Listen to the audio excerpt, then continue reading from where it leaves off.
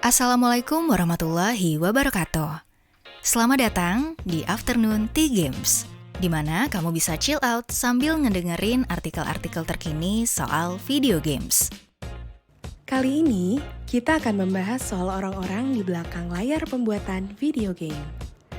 Para seniman dan desainer yang akan kita bahas kali ini, pasti karya-karyanya pernah sobat-sobat Afternoon Tea Gamers lihat di layar kaca.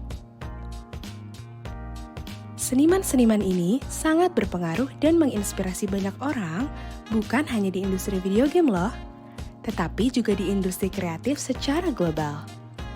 Mau tahu siapa saja? Yuk kita simak. Tetsuya Nomura, karakter desainer untuk banyak judul Final Fantasy modern ini, memulai karirnya sebagai debugger untuk Final Fantasy IV di awal dekade 90-an. Nomura kemudian menjadi monster designer untuk Final Fantasy V, graphic director Final Fantasy VI, dan karya breakthrough-nya sebagai pencipta Cloud Strife dan kawan-kawannya di Final Fantasy VII. Karirnya yang cemerlang berlanjut sebagai karakter designer bukan hanya untuk serial Final Fantasy, tetapi juga serial-serial beken lainnya seperti Parasite Eve, The World's End With You, dan Kingdom Hearts. Selain menjadi karakter designer dan creative director, di luar video game, Nomura juga bekerja sebagai desainer action figure untuk PlayArtSky dan karakter designer untuk studio animasi Square Enix Visual Works. Shinjiro. Bernama asli Toshiaki Mori, Shinjiro adalah seniman yang telah berkarya selama lebih dari 30 tahun. Karir Shinjiro dimulai dari sebagai promotional illustrator dan karakter designer di serial-serial SNK seperti The King of Fighters dan Fatal Fury. Di awal dekade 2000-an, ketika SNK mengalami kesulitan finansial, Shinjiro direkrut oleh Capcom yang notabene-nya merupakan rival utama SNK. Karir Shinjiro kemudian berlanjut sebagai illustrator dan konsep artist untuk serial-serial andalan Capcom seperti Street Fighter, Resident Evil, dan Marvel vs. Capcom. Hyung Tae Kim, seniman kelahiran tahun 1978 di Seoul, Korea Selatan ini adalah salah satu seniman yang paling berpengaruh di industri seni dan video game saat ini. Walaupun seringkali menuai kritik karena penggambaran karakter-karakternya yang dianggap over-sexualized, Hyung Tae Kim adalah salah satu seniman yang memiliki identitas visual yang paling khas. Karya-karyanya antara lain adalah serial War of Genesis, Magna Carta, dan Blade and Soul.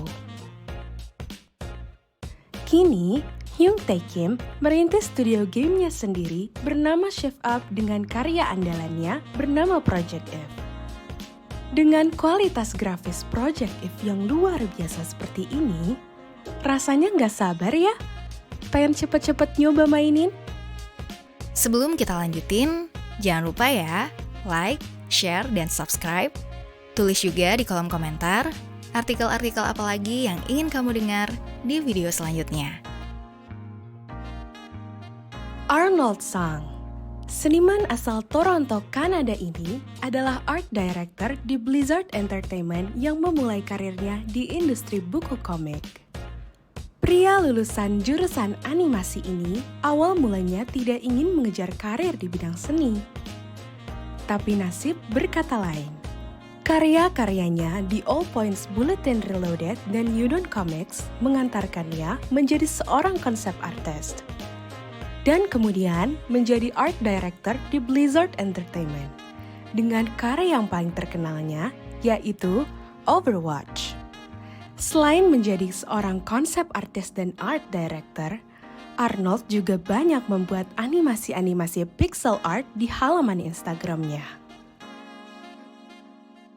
Rafael Grassetti, salah satu seniman yang paling berpengaruh di industri video game di era 8th Gen saat ini, Rafael Grassetti adalah seorang art director yang karya-karyanya menginspirasi banyak 3D artis.